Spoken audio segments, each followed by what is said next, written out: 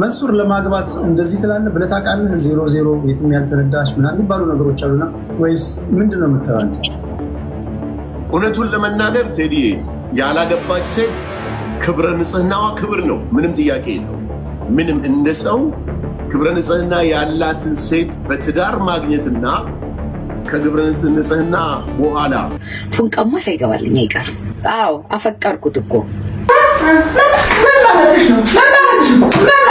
ቴዲ አፍሮ ብሎ ማውራት ጀመረው ከታረቁ በኋላ። በነገራችን ላይ የተጣሉበትን ትክክለኛ ማቀው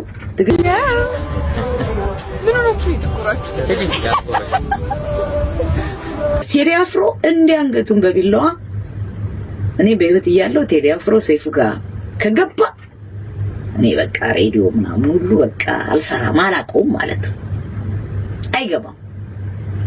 በፊት ቴዲ አፍሮ ብሎ ማውራት አፉን አይችልም ነበር። ቴዲ አፍሮ ብሎ እንደዚህ ሙዚቃ የሚለው ታዴ ነበር ወይ ጸገነት ናት። ቴዲ አፍሮ እንደዚህ ብሎ እሱ ያቃጥ ቴዲ አፍሮ ብሎ ማውራት ጀመረው ከታረቁ በኋላ። አሁን ቴዲ አፍሮ እንትን ማድረግ አይችልም።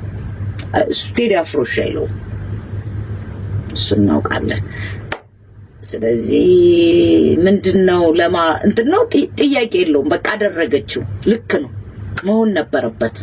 ቫይራል ነው የሆነችው።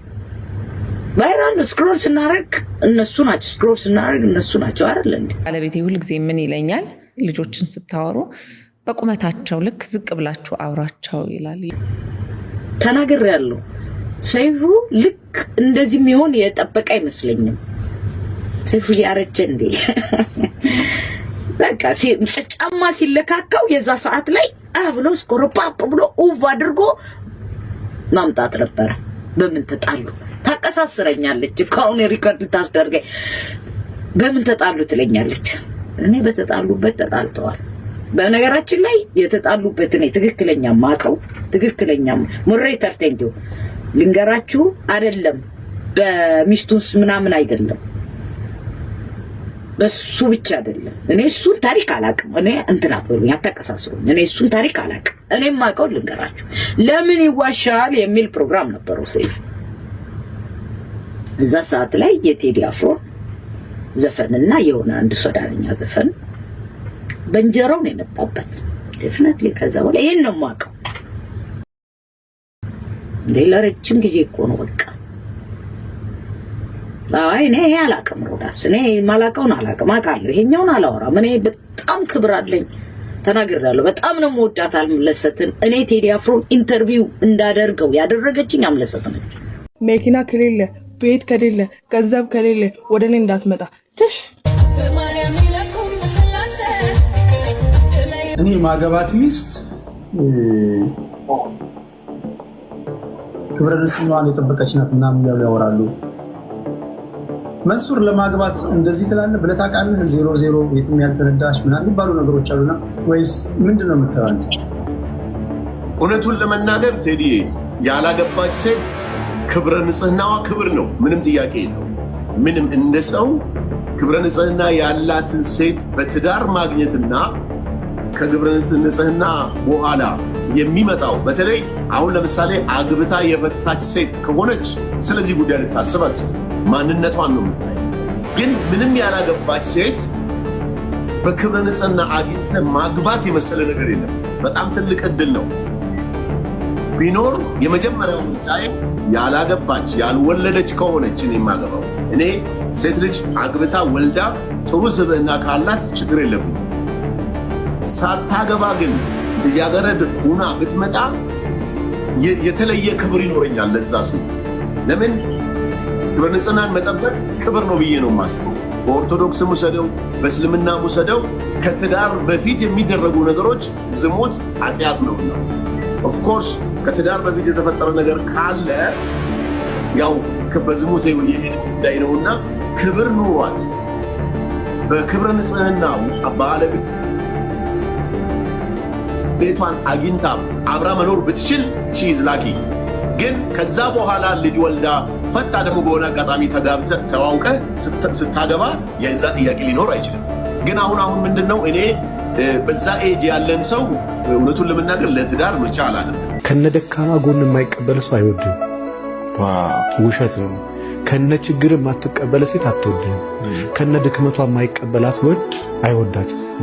እንዴ ጥሩ ስትሰጠው የማይስቅ ማን አለ? ስትሰጠው የማይሰጥ ማን አለ? ትሪት ስታረገው ትሪትመንትን የማያደንቅ ማን አለ? የተፈጠረችልህ ረዳት ከነ ድክመት ነው አብራመት ነው።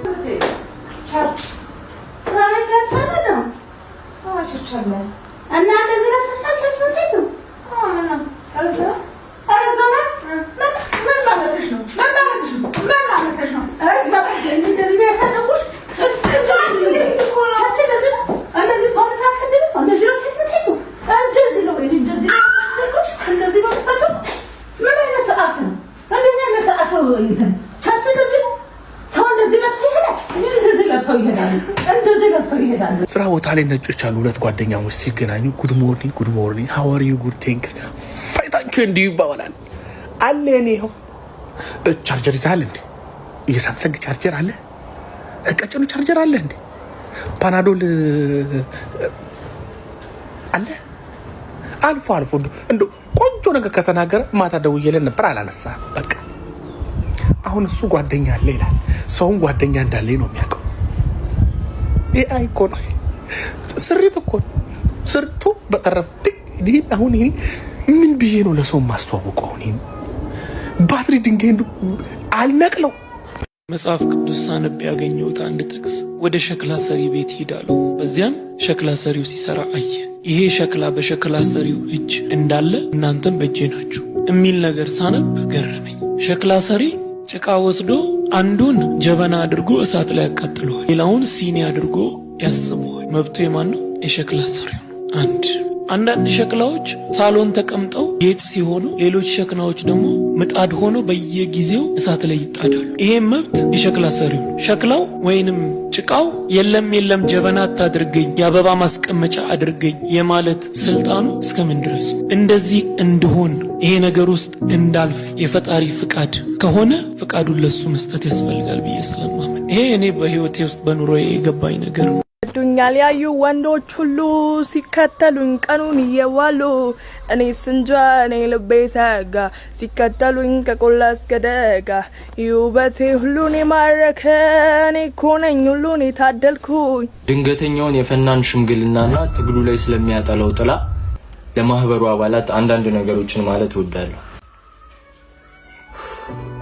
በመጀመሪያ ላሳያችሁት መረጋጋትና ስክነት ከልብ አመሰግናለሁ። በ2017 ብዙ ህመሞችን አሳልፈናል።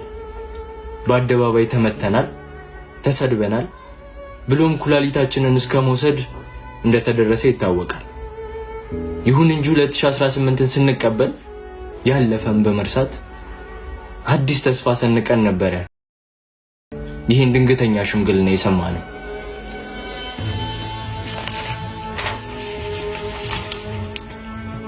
ይህን ህመም ከሌሎች ህመሞች ለየት የሚያደርገው የኛ ከምንለው ሰው በመምጣቱ ነው።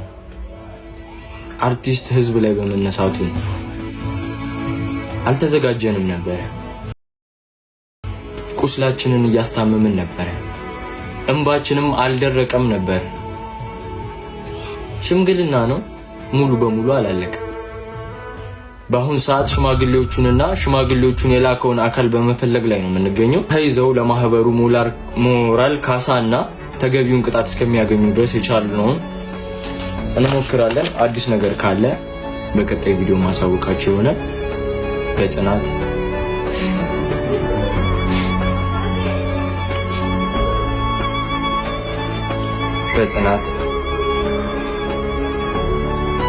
አይዟችሁ።